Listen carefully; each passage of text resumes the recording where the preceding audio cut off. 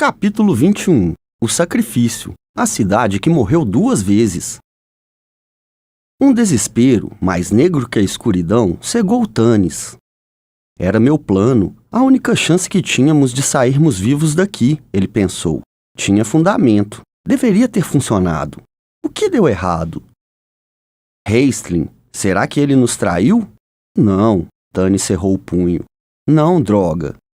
O mago estava distante e desagradável, impossível de se entender, mas Tanis podia jurar que ele era leal a eles. Onde estava Raistlin? Morto, talvez? Não que isso importasse, todos eles morreriam. Tanis. O meio-elfo sentiu um aperto firme em seu braço e reconheceu a voz grave de Sturm. Eu sei que você está pensando, nós não temos outra escolha. Nosso tempo está se esgotando. Esta é nossa única chance de pegar os discos, não teremos outra. Eu vou dar uma olhada, Tanis disse. Ele subiu a escada, passou pelo Kender e espiou pela grade. Estava escuro, magicamente escuro. Tanis colocou a mão na cabeça e tentou pensar. Sturm estava certo, o tempo estava se esgotando. Por outro lado, como poderia ele confiar no bom senso do cavaleiro? Sturm queria lutar contra o dragão. Tanis arrastou-se de volta para a escada. Nós estamos indo, ele disse. De repente, tudo o que ele queria era que aquilo terminasse, então eles poderiam ir para casa. Casa, ensolar-se. Não, Taz! Ele segurou o Kender e o puxou para baixo da escada. Os guerreiros vão primeiro, Sturm e Caramon, depois o resto. Mas o cavaleiro já o estava empurrando ávido, com a espada tinindo contra sua coxa. Nós sempre somos os últimos, Taslerhoff suspirou, empurrando o anão. Flint subiu a escada lentamente, seus joelhos estalando. Depressa, Taz disse. Eu espero que não aconteça nada antes de chegarmos lá. Eu nunca falei com um dragão. Eu aposto que o dragão nunca falou com o Kender também, o anão bufou. Você percebe, seu cabeça de lebre, que nós provavelmente vamos morrer? Tanis sabe, dá pra ver pela voz dele. Taz fez uma pausa, segurando-se na escada, enquanto Sturm empurrava a grade lentamente. Sabe, Flint, o Kender disse com seriedade, meu povo não teme a morte. De certa forma, nós a esperamos com ansiedade, a última grande aventura. Mas eu acho que me sentiria mal deixando esta vida. Eu sentiria falta das minhas coisas. Ele deu um tapinha em suas bolsas. E meus mapas. E você. E Tanis.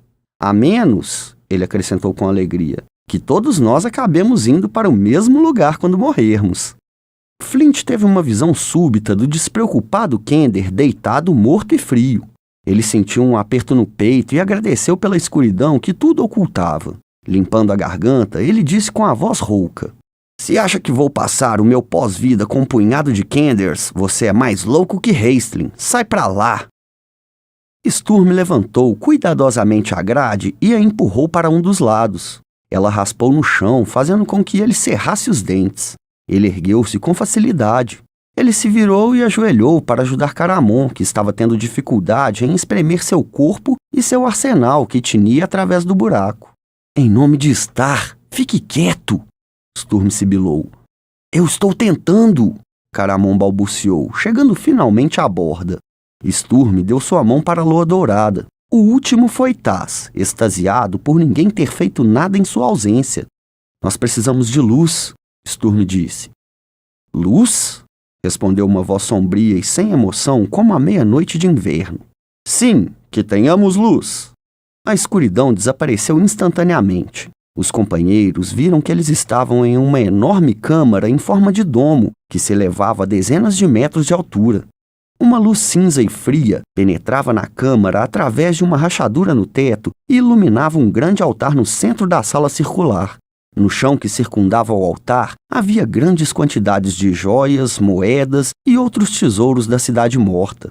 As joias não brilhavam, o ouro não reluzia, a luz fraca não iluminava nada. Nada a não ser um dragão negro empoleirado no topo de um pedestal como uma enorme ave de rapina. Sentindo-se traídos? O dragão perguntou em tom de conversação. O mago nos traiu. Onde está ele? Servindo você? Sturm gritou furioso, sacando a espada e dando um passo à frente. Afaste-se, fétido cavaleiro de Solâmia. Afaste-se, ou seu utilizador de mágica não usará suas mágicas nunca mais. O dragão serpeou seu grande pescoço para baixo e olhou para eles com seus enormes olhos vermelhos cintilantes. Depois, lenta e delicadamente, levantou uma pata cheia de garras. Raistlin estava deitado no pedestal sob elas. Haste! Caramon rugiu e se lançou em direção ao altar. Pare, idiota! A dragoa sibilou. Ela descansava uma garra pontuda sobre o abdômen do mago. Raistlin fez um grande esforço e moveu a cabeça para olhar para seu irmão com seus estranhos olhos dourados. Ele fez um gesto débil e Caramon parou. Tanis viu algo se mover no chão próximo ao altar. Era Bupo, encolhida entre as riquezas, com medo demais até para se lamuriar. O cajado de Magios estava no chão, próximo a ela. Mais um passo e eu empalo este humano mirrado com minha garra. O rosto de Caramon enrubesceu de raiva. Solte-o! Ele gritou. Sua luta é comigo! Minha luta não é com nenhum de vocês, a dragoa disse, movendo as asas preguiçosamente. Raistlin se encolheu quando a dragoa mudou levemente a posição de seu pé só para provocar, enfiando uma de suas garras na carne dele. A pele metálica do mago cintilava com suor. Ele deu uma respirada funda e barulhenta. Melhor não se mexer, mago, a dragoa ridicularizou. Nós falamos o mesmo idioma, lembra-se? Uma só palavra mágica e as carcaças de seus amigos serão usadas para alimentar os anões da ravina. Os olhos de Raistlin se fecharam como se ele estivesse exausto, mas Tanis podia ver as mãos do mago abrindo e fechando, e ele sabia que Raistlin estava preparando um último feitiço. Seria seu último, pois a dragoa o mataria assim que ele o conjurasse, mas poderia dar a Vendaval a chance de alcançar os discos e sair dali vivo com Lua Dourada. Tanis avançou lentamente na direção do Homem das Planícies. Como eu estava dizendo, a dragoa continuou suavemente, eu optei por não lutar contra nenhum de vocês. Eu não compreendo como vocês escaparam da minha ira até agora, mas vocês ainda estão aqui. Devolvam-me aquilo que me foi roubado. Sim, Dama de Queixu, eu estou vendo que você está segurando o cajado de cristal azul. Traga-o para mim. Tanis sibilou uma ordem para a Lua Dourada. Fique parada.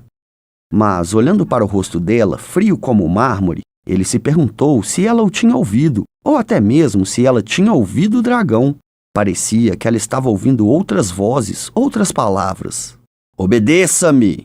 A dragoa abaixou a cabeça ameaçadoramente. Obedeça-me, ou o mago morre. E depois dele, o cavaleiro. E depois, o meio-elfo.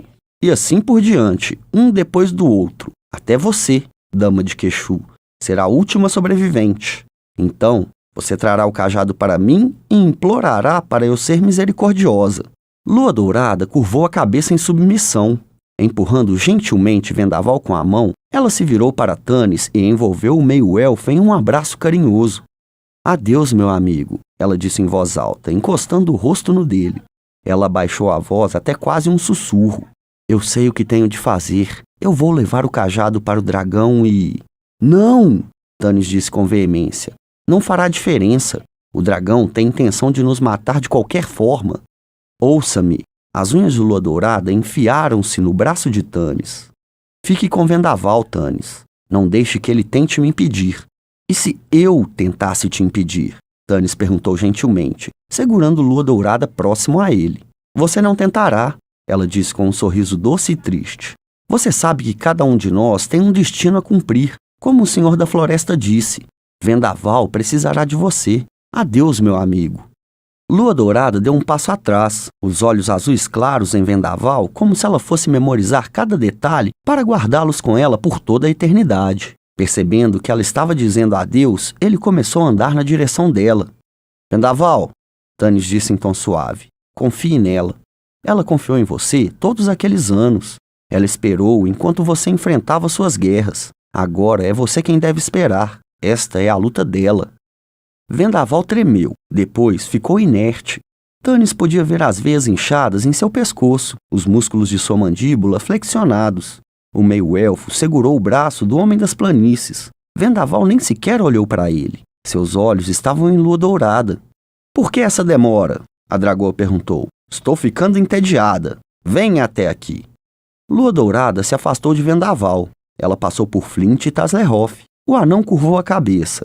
Taz observava solene e de olhos arregalados. De alguma forma, isso não era tão excitante quanto ele tinha imaginado. Pela primeira vez na vida, o Kender se sentiu pequeno, indefeso e solitário. Foi uma sensação horrível e desagradável, e ele achou que a morte podia ser mais desejável. Lua Dourada parou perto de Caramon e colocou a mão no braço dele. Não se preocupe, ela disse para o grande guerreiro que estava olhando para o seu irmão agoniado. Ele vai ficar bem. Caramon ficou a ponto de chorar e acenou com a cabeça.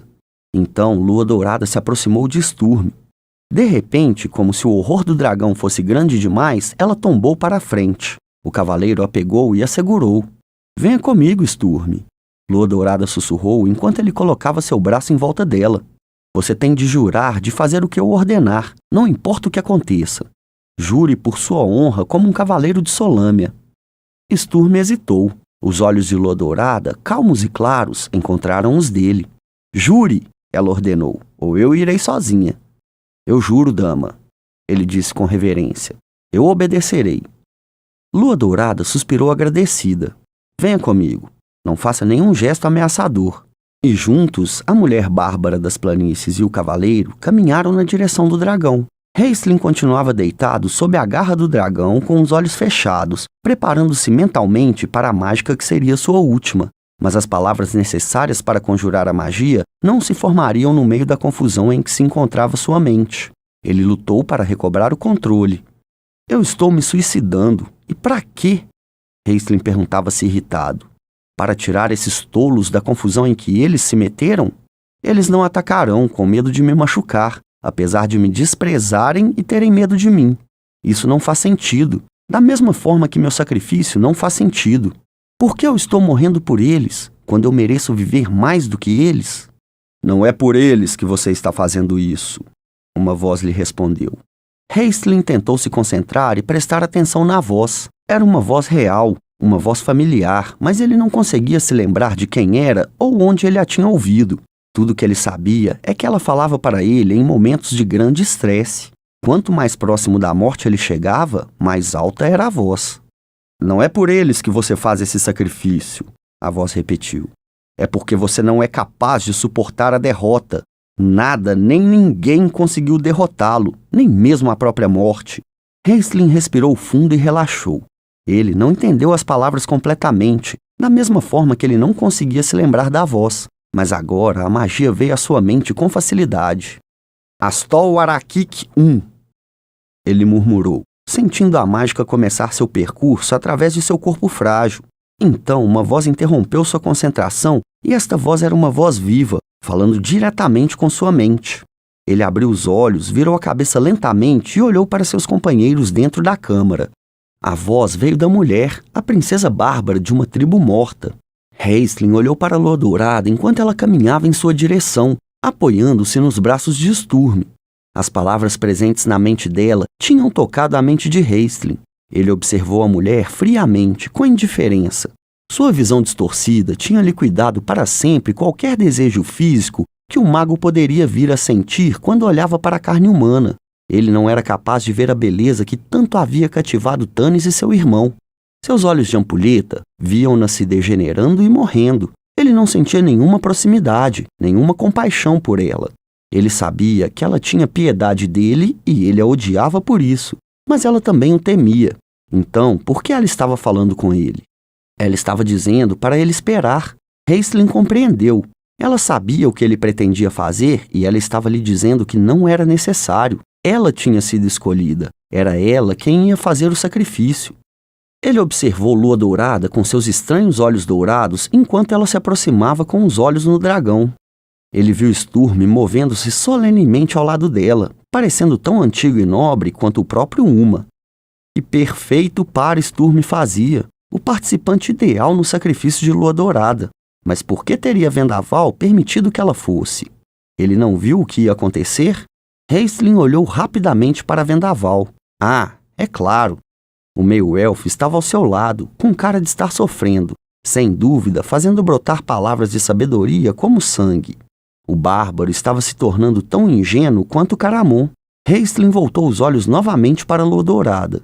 Agora, ela estava diante do dragão, seu rosto pálido com a determinação. Ao lado dela, Sturm parecia sério e atormentado, consumido por um conflito interior. Lua Dourada tinha provavelmente conseguido algum juramento de total obediência, ao qual o cavaleiro estava preso com sua honra. O lábio de Raistlin curvou-se num sorriso escarninho. A dragoa falou e o mago ficou tenso, pronto para a ação.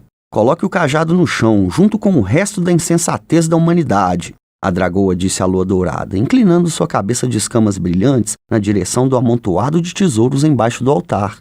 Lua Dourada, sobrepujada pela dragofobia, não se moveu. Ela não conseguia fazer nada, a não ser olhar para a monstruosa criatura e tremer. Sturm, ao lado dela, vasculhou o tesouro com os olhos à procura dos discos de Michacal, lutando para controlar o medo que sentia do dragão. Sturm não sabia que poderia ficar com tanto medo de alguma coisa. Ele repetiu o código Honra é Vida continuamente e sabia que só não tinha fugido ainda por causa de seu orgulho. Lua Dourada viu a mão de Sturm tremer. Ela viu o rosto do cavaleiro brilhando de suor. Querida deusa, ela gritou em sua alma, dê-me coragem. Então, Sturm cutucou-a. Ela percebeu que tinha que dizer alguma coisa, pois tinha ficado silenciosa durante muito tempo. O que você nos dará em troca do cajado miraculoso? Lua Dourada perguntou, esforçando-se para falar com calma, apesar de sua garganta estar seca e sua língua inchada. A dragoa riu, uma risada feia e estridente. O que eu lhes darei? A dragoa meneou a cabeça e olhou para a Lua Dourada. Nada. Nada mesmo. Eu não faço negócios com ladrões. Mas... A dragoa empinou a cabeça para trás. Seus olhos vermelhos, quase fechados, não passavam de uma fresta. Por brincadeira, ela enfiou uma de suas garras no corpo de Raistlin. O mago se encolheu, mas suportou a dor sem um murmúrio sequer. A dragoa removeu a garra e a manteve a uma altura em que todos poderiam ver o sangue pingar dela. Não é inconcebível que Lord Verminard, alto mestre do dragão, veja de forma favorável o fato de vocês entregarem o cajado. Pode até ser que ele tenha uma tendência à misericórdia. Ele é um clérigo, e os clérigos têm valores estranhos. Mas saiba disto, dama de Queixu. Lord Verminard não precisa de seus amigos. Entregue o cajado agora, e eles serão poupados. Force-me a pegá-lo, e eles morrerão. O mago será o primeiro. Lua Dourada, com o espírito visivelmente subjugado, caiu derrotada. Sturm moveu-se para perto dela, aparentemente para consolá-la. Eu encontrei os discos, ele sussurrou de forma áspera. Ele segurou o braço dela e viu que ela tremia de medo. Você está realmente decidida quanto ao curso da ação a ser seguida, minha dama? Ele perguntou suavemente. Lua Dourada curvou a cabeça. Ela estava mortalmente pálida, mas calma e severa. Alguns cachos de seu fino cabelo prateado dourado tinham escapado da presilha e caído sobre o rosto, escondendo sua expressão da dragoa. Apesar de parecer derrotada, ela ergueu os olhos para Sturm e sorriu. Havia tanto paz quanto tristeza em seu sorriso, que era muito parecido com o sorriso da deusa de mármore. Ela não disse nada, mas Sturm entendeu sua resposta. Ele curvou-se submisso. Que minha coragem seja igual à sua, dama, ele disse. Eu não a desapontarei. Adeus, cavaleiro. Diga a Vendaval. Lua Dourada hesitou, piscando os olhos quando eles se encheram de lágrimas. Temendo que sua decisão pudesse ainda fraquejar, ela engoliu as palavras e virou-se para enfrentar a dragoa, quando a voz de Michacal preencheu seu ser em resposta à sua prece. Apresente o cajado com bravura. Lua Dourada, impregnada com uma força interior, levantou o cajado de cristal azul. Nós não optamos por nos render. Lua Dourada gritou e sua voz ecoou pela câmara. Movendo-se rapidamente antes que a dragoa atônita pudesse reagir, a filha do líder brandiu o cajado uma última vez, atingindo a pata da dragoa que pairava sobre Raistlin. O cajado produziu um som parecido com o de uma campainha quando atingiu a dragoa. Depois, ele se partiu.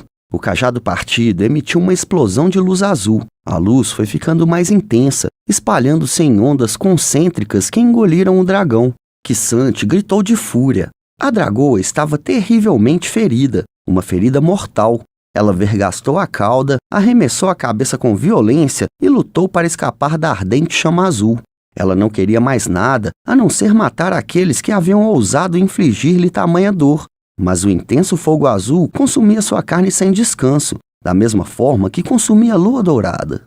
A filha do líder não largou o cajado quando ele se quebrou. Ela segurou um dos pedaços e assistiu enquanto a luz aumentava de intensidade, mantendo-o o mais próximo possível da dragoa. Quando a luz azul tocou suas mãos, ela sentiu uma dor intensa. Ela cambaleou, caiu de joelhos, mas mesmo assim continuou segurando o cajado. Ela ouviu a dragoa gritar e rugir acima dela. Depois, não conseguiu ouvir mais nada além do som de campainha do cajado. A dor se tornou tão intensa que não fazia mais parte dela e ela foi tomada por um grande cansaço. Eu vou dormir, ela pensou. Eu vou dormir e, quando acordar, eu estarei no lugar ao qual eu realmente pertenço. Sturm viu a luz azul destruir lentamente a dragoa. Depois, ela se espalhou para além do cajado, para a lua dourada. Ele ouviu o som de campainha ficar cada vez mais intenso, até encobrir os gritos do dragão que morria. Sturm deu um passo na direção de lua dourada, pensando em arrancar o cajado quebrado da mão dela e afastá-la da chama azul, mas enquanto se aproximava, ele percebeu que não poderia salvá-la. Meio cego pela luz e ensurdecido pelo som, o cavaleiro percebeu que ele precisaria de toda a sua força e coragem para cumprir seu juramento, recuperar os discos. Ele desviou o olhar de lua dourada, cujo rosto estava contorcido pela agonia e cujo corpo estava sendo calcinado pelo fogo. Rangendo os dentes para enfrentar a dor que sentia na cabeça, ele cambaleou na direção da pilha do tesouro onde tinha visto os discos, centenas de folhas finas de platinas presas por um único anel. Sturm agachou-se para pegá-los e levantou-os, maravilhado com sua leveza. Então, seu coração quase parou de bater quando uma mão sangrenta levantou-se do monte do tesouro e agarrou seu pulso. Ajude-me! Ele não ouviu tanto a voz quanto sentiu o pensamento. Ele agarrou a mão de Raistlin e ajudou o mago a se levantar. O sangue era visível no roube vermelho de Raistlin, mas ele não parecia estar gravemente ferido. Pelo menos, ele conseguia ficar em pé. Mas será que ele conseguiria andar? Sturm precisava de ajuda. Ele queria saber onde os outros estavam. Ele não conseguia vê-los devido ao esplendor. De repente, Caramon surgiu ao lado dele, com a armadura brilhando na luz azul. Raistlin agarrou-se a ele. Ajude-me a encontrar o Grimório! Ele sibilou. Quem se importa com isso? Caramon rugiu, agarrando seu irmão. Eu o tirarei daqui! A boca de Raistlin se contorceu numa fúria e frustração tão grandes que ele não conseguia falar. Ele caiu de joelhos e começou a procurar freneticamente na pilha do tesouro. Caramon tentou afastá-lo, mas Raistlin o empurrou com sua mão frágil, e o som da campainha ainda penetrava em seus ouvidos. Sturm sentiu lágrimas de dor escorrerem em suas bochechas. De repente, alguma coisa se estatelou no chão na frente do cavaleiro. O teto da câmara estava desmoronando. O prédio inteiro à volta deles estava tremendo. A vibração do som de campainha estava fazendo os pilares tremerem e as paredes trincarem. Então, o som morreu, e com ele a dragoa. K'Sante tinha desaparecido e deixado para trás nada mais do que um amontoado de cinzas fumegantes. Sturm respirou aliviado, mas não por muito tempo. Assim que o som de campainha parou, ele começou a ouvir o som do palácio desmoronando, os tetos trincando, as pancadas e os estrondos de enormes placas de pedras caindo no chão. Depois, Tanis apareceu diante dele, saindo do meio da poeira e do barulho. O sangue escorria de um corte na bochecha do meio-elfo. Sturm agarrou seu amigo e puxou-o para o altar no momento em que outro pedaço do teto caiu perto deles. A cidade toda está desmoronando, Sturm gritou. Como é que nós vamos sair? Tanis balançou a cabeça. O único caminho que eu conheço é de volta por onde viemos, por aquele túnel, ele gritou. Ele se abaixou quando outro pedaço do teto caiu sobre o altar vazio. Por lá não é seguro, tem que haver outro caminho. Nós o encontraremos, Tanis disse com firmeza.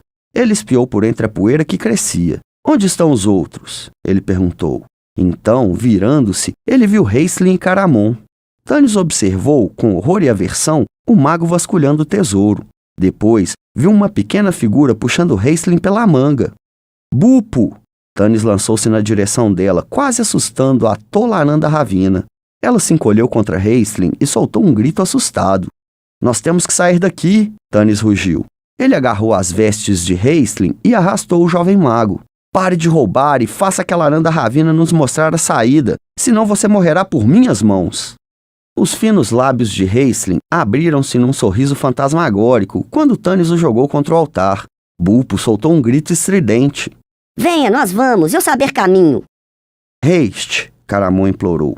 Você não vai conseguir encontrá-lo. Você vai morrer se nós não sairmos daqui.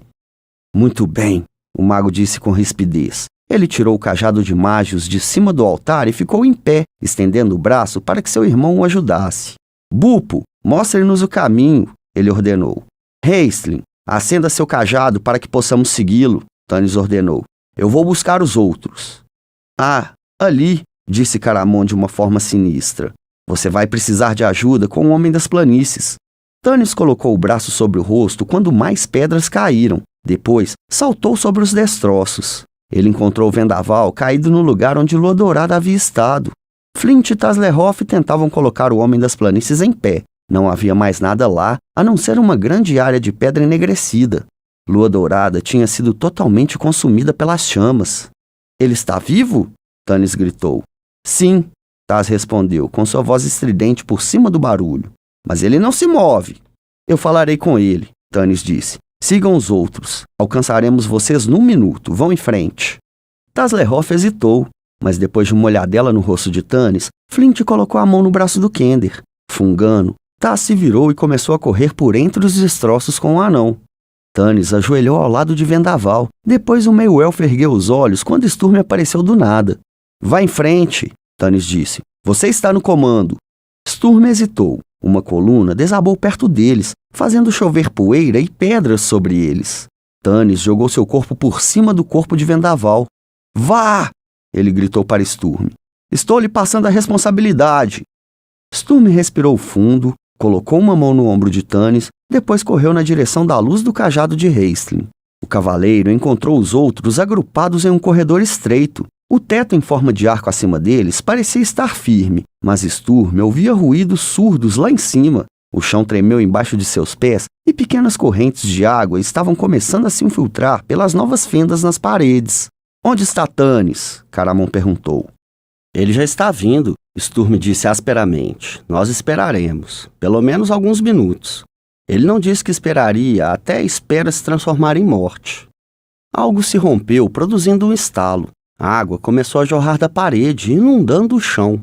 Sturm estava prestes a ordenar que os outros saíssem, quando uma figura emergiu da passagem destruída. Era Vendaval, carregando o corpo inerte de Tanis nos braços. O que aconteceu? Sturm saltou na direção dos dois, com a garganta apertada. Ele não está... Ele ficou comigo, Vendaval disse suavemente. Eu disse a ele que me deixasse. Eu queria morrer lá com ela. Então, uma laje de pedra. Ele nem a viu. Eu carregarei, Caramon disse. Não. Vendaval olhou para o homenzarrão. Seus braços apertaram ainda mais o corpo de Tanis. Eu o carregarei. Nós precisamos ir. Sim, por aqui. Nós ir agora. Apressou a Ananda Ravina. Ela os guiou para fora da cidade, que morria pela segunda vez. Eles deixaram o covil do dragão e entraram na praça, que estava sendo rapidamente inundada pelo novo mar que fluía para dentro da caverna que desmoronava. Os companheiros vadearam com dificuldade, dando as mãos uns para os outros, evitando dessa forma serem arrastados pela violenta correnteza. Anões da Ravina apinhavam-se em todos os lugares, num estado de total confusão. Alguns eram levados pela correnteza, outros subiam nos andares superiores de edifícios que balançavam ou corriam pelas ruas. Sturm só conseguiu pensar em uma saída. Vamos para o leste, ele gritou, gesticulando na direção da rua larga que levava para a cachoeira. Ele olhou ansioso para Vendaval. O aturdido homem das planícies parecia ignorar a confusão à sua volta. Tanis estava inconsciente, talvez morto. O medo gelou o sangue de Sturm, mas ele fez um esforço violento para sufocar suas emoções. O cavaleiro correu na frente e alcançou os gêmeos. Nossa única chance é o elevador, ele gritou. Caramon fez um aceno afirmativo com a cabeça. Isso significa lutar. Sim, que se dane, disse Sturm exasperado, visualizando todos os dragonianos tentando sair da cidade atingida. Isso significa lutar. Você tem uma ideia melhor? Caramon sacudiu a cabeça. Em um canto, Sturm esperava para reunir seu bando cansado e claudicante a fim de guiá-los na direção certa. Através da névoa e da poeira, Ele podia ver o elevador na frente deles. Estava, como ele havia previsto, cercado por uma massa escura e contorcida de dragonianos. Felizmente, todos eles tinham uma única intenção: fugir. Sturm sabia que eles tinham que atacar rapidamente para pegá-los desprevenidos. A escolha do momento era crítica. Ele segurou o Kender quando Taz passou por ele. "Taz!" ele gritou. "Nós vamos subir de elevador!" Tazlehoff acenou com a cabeça para indicar que havia entendido. Depois fez uma careta imitando um dragoniano e fez um sinal com a mão como se estivesse cortando sua garganta. "Quando chegarmos perto", Sturm gritou, "dê a volta sorrateiramente até um lugar de onde você possa ver o caldeirão descendo. Quando ele começar a descer, me dê um sinal. Nós atacaremos quando ele chegar ao chão." O topete de Tazlehoff balançou. "Diga ao Flint." Sturm terminou quase totalmente sem voz de tanto gritar. Taz acenou outra vez com a cabeça e correu na direção do anão. Com um suspiro, Sturm endireitou as costas que doíam e continuou a descer a rua. Ele conseguia ver uns 20 ou 25 dragonianos começar sua descida, reunidos no pátio, olhando para o caldeirão que os levaria a algum lugar seguro. Sturm imaginou a confusão lá em cima. Dragonianos chicoteando e intimidando os anões da Ravina, já mortos de medo, obrigando-os a entrar no elevador. Ele torcia para essa confusão durar um pouco mais. Sturm viu os irmãos escondidos na sombra às margens do pátio. Ele se juntou a eles, olhando para cima nervosamente, no momento em que uma laje de pedra caiu atrás dele. Quando o vendaval cambaleou para fora da névoa e da poeira, Sturm começou a ajudá-lo, mas o homem das planícies olhou para o cavaleiro como se nunca o tivesse visto em toda a sua vida. "Traga Tanis para cá", Sturm disse. "Você pode deitá-lo e descansar um pouco. Nós vamos subir pelo elevador, mas temos uma luta pela frente. Espere aqui. Quando dermos o sinal..." "Faça o que você tiver de fazer", Vendaval interrompeu com frieza. Ele deitou o corpo de Tanis gentilmente no chão e caiu ao lado dele, escondendo o rosto em suas mãos. Sturm hesitou. Ele começou a se ajoelhar perto de Tanis quando Flint apareceu e ficou parado ao seu lado. "Vá, eu cuido dele", o anão se ofereceu. Sturm acenou com a cabeça, agradecendo. Ele viu Tazlehoff atravessar o pátio correndo e passar por uma porta. Olhando na direção do elevador, ele viu os dragonianos praguejando e gritando para a névoa, como se eles pudessem acelerar a descida do caldeirão. Flint cutucou as costelas de Sturm. "Como nós vamos enfrentar todos eles?" ele gritou. "Nós não vamos. Você vai ficar aqui com Vendaval e Tanis", Sturm disse. "Caramon e eu podemos cuidar disso", ele completou, desejando ele mesmo ser capaz de acreditar nisso. "E eu?", sussurrou o mago. "Eu ainda tenho minhas magias." O cavaleiro não respondeu. Ele não confiava em mágica e não confiava em Raistlin. Por outro lado, ele não tinha outra escolha. Caramon não iria para a luta sem ter o irmão ao seu lado. Alisando o bigode, Sturm largou a espada inquieto. Caramon flexionava os braços, abrindo e fechando suas mãos imensas. Raistlin, de olhos fechados, estava perdido em concentração. Bupo, escondida em um buraco na parede atrás dele, observava tudo com os olhos arregalados de medo. O caldeirão surgiu, trazendo anões da Ravina pendurados nas bordas. Como Sturm suspeitava, os dragonianos que se encontravam no chão começaram a brigar entre si. Nenhum deles queria ficar para trás. O pânico deles aumentou quando enormes fendas cortaram o pavimento na direção deles. A água subia pelas fendas. A cidade de Shaktzarot estaria muito em breve descansando no fundo do novo mar. Assim que o caldeirão tocou o solo, os anões da Ravina saltaram sobre a borda e fugiram. Os dragonianos subiam com dificuldade, batendo e empurrando uns aos outros. "Agora!" o cavaleiro gritou. "Saia do meu caminho!" o mago sibilou. Tirou um punhado de areia de um de seus bolsos, espalhou-o no chão e sussurrou: "Ast-Tassark, Sinuralan, Crinal", traçando um arco com sua mão direita na direção dos dragonianos. Um deles piscou os olhos. Depois, outros fizeram o mesmo e caíram no chão dormindo, mas alguns deles continuaram em pé, olhando em volta assustados. O mago se escondeu atrás da porta. Ao não verem nada, os dragonianos voltaram sua atenção para o elevador, pisando nos corpos dos seus camaradas que dormiam em sua pressa frenética. Raistlin encostou-se contra a parede e fechou os olhos exausto. "Quantos?" ele perguntou. "Só uns 6. Caramon tirou a espada da bainha. "Entre na droga do caldeirão", Sturm gritou. "Nós voltaremos para pegar Tanis quando a luta terminar." Protegidos pela névoa e com as espadas em punho, os dois guerreiros cobriram a distância até os dragonianos no intervalo de apenas algumas batidas de seus corações. Raistlin ia tropeçando atrás deles. Sturm emitiu seu grito de batalha. Ao ouvi-lo, os dragonianos giraram o corpo amedrontados, e Vendaval levantou a cabeça. O som da batalha penetrou a bruma de desespero de Vendaval. O homem das planícies viu Lua Dourada diante dele, morrendo na chama azul. A expressão de morte desapareceu de seu rosto, substituída por uma ferocidade tão bestial e aterrorizante que Bupo, ainda escondida perto da porta, gritou de susto.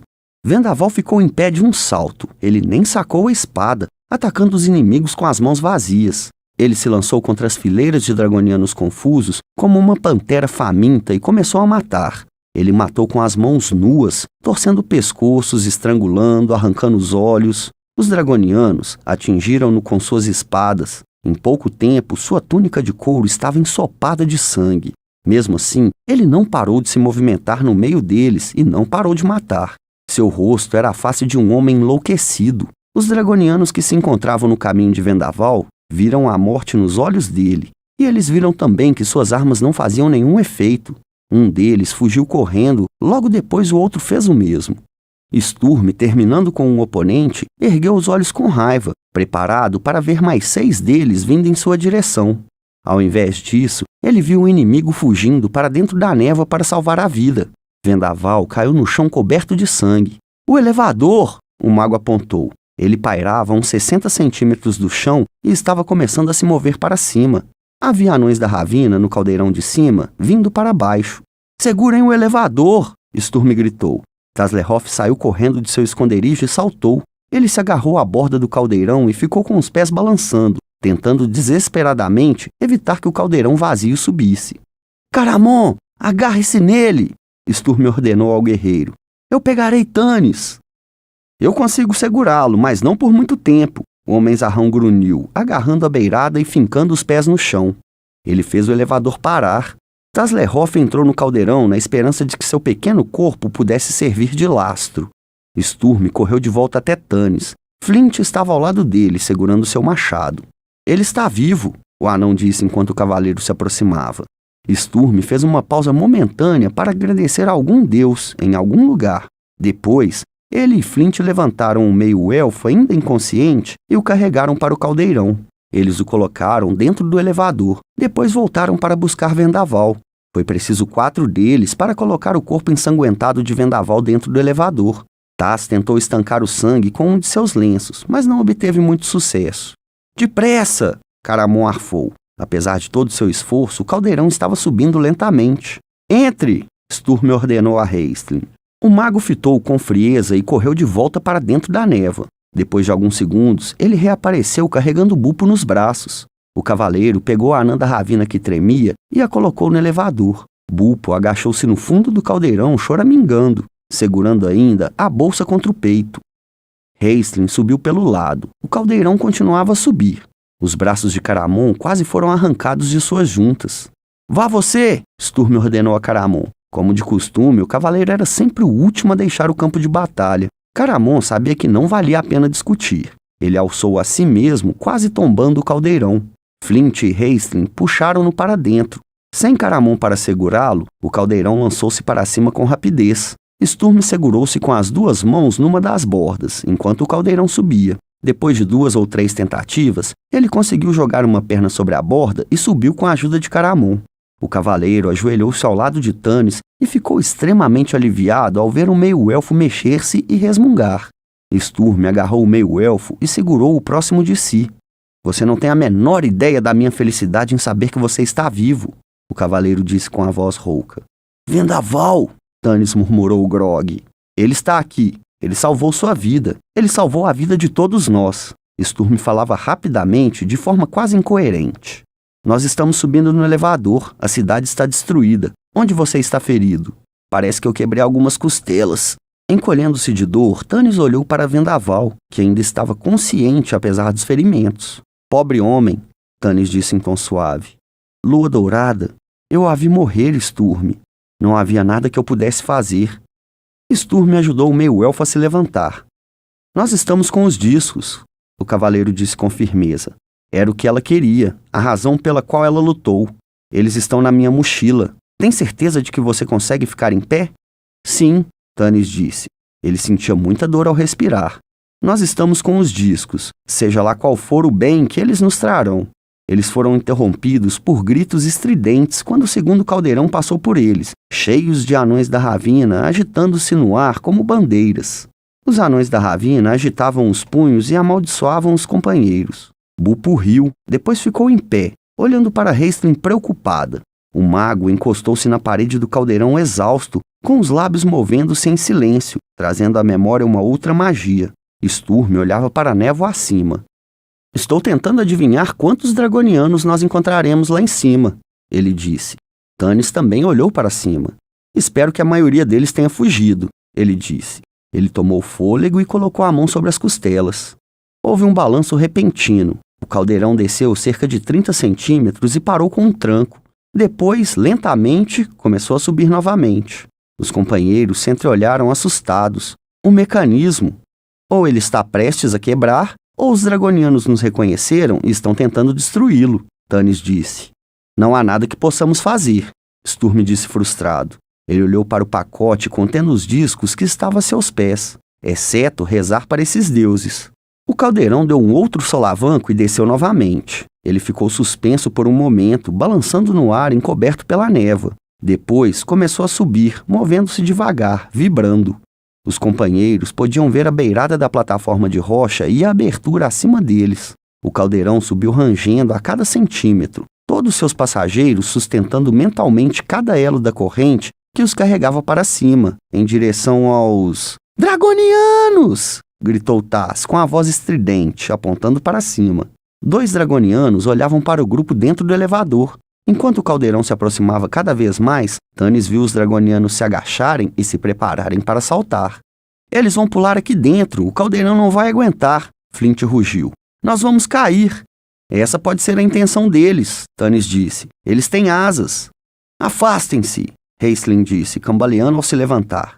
Haste, não! Seu irmão o segurou. Você está muito fraco. Eu tenho forças para mais uma magia, o mago sussurrou. Mas pode ser que não funcione. Pode ser que eles consigam resistir à magia, se eles perceberem que eu sou um mage. Esconda-se atrás do escudo de Caramon, Tanis disse apressadamente. O homem zarrão jogou o corpo e o escudo na frente de seu irmão. A névoa redemoinhava em volta deles, escondendo-os dos olhos dos dragonianos, mas também impedindo que eles vissem-os. O caldeirão subiu centímetro a centímetro, a corrente rangendo e balançando enquanto subia. Raistlin colocou-se atrás do escudo de Caramon, seus olhos estranhos observando, esperando que a névoa se abrisse. O ar fresco tocou o rosto de Tanis. Uma brisa abriu a névoa por um instante. Os dragonianos estavam tão perto que eles quase podiam tocá-los. As criaturas viram-nos ao mesmo tempo. Um deles abriu as asas e flutuou para baixo na direção do caldeirão, com a espada na mão, guinchando em triunfo. Raistlin falou. Caramon retirou o escudo e o mago abriu seus dedos finos. Uma bola de cor branca disparou de suas mãos e atingiu o dragoniano bem no peito. A bola explodiu, cobrindo a criatura com uma teia pegajosa. Seu grito de triunfo se transformou em um berro de desespero quando a teia se enroscou em suas asas. A criatura mergulhou na névoa, mas seu corpo atingiu a borda do caldeirão de ferro enquanto caía. O caldeirão começou a balançar e se inclinar. Ainda tem mais um... Raistlin arfou, caindo de joelhos. Segure-me em pé, Caramon. Me ajude a levantar. O mago começou a tossir violentamente. O sangue escorria de sua boca. Haste! Seu irmão implorou, largando o escudo e segurando o irmão que desmaiava. Pare!